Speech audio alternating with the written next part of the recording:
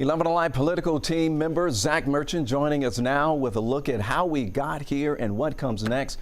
So, Zach, a lot of questions out there swirling about this decision. First of all, what was the tipping point for President Biden? That is the big question. We've been talking to sources throughout the day, throughout the afternoon, many on the Democratic side. And what they've told me is that there wasn't one singular crystallizing moment. Instead, it was a compounding of factors. And they point to a few.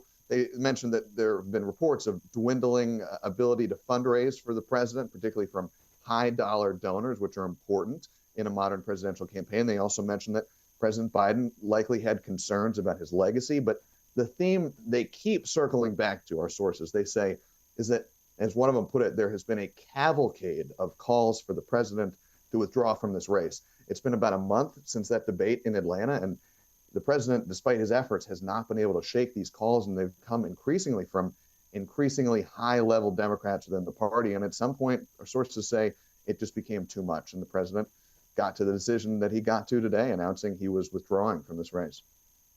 107 days away from this election. The clock is ticking, so what comes next within this short period of time? Yeah, that's the big question right now, right? And unprecedented has almost become a cliche word a little bit, but we are in, if not unprecedented, then pretty uncharted territory. The next big step is the Democratic delegates need to formally vote for their nominee for president. And there has been some chatter about the potential for an open convention at the DNC that's coming up in August. But the sources we spoke with say that they feel that most Democrats and most Democratic strategists and operatives feel this way as well, that it's important from a strategic perspective to coalesce behind one nominee and to do so quickly because, as you mentioned, Ron, this election is only a little over 100 days away.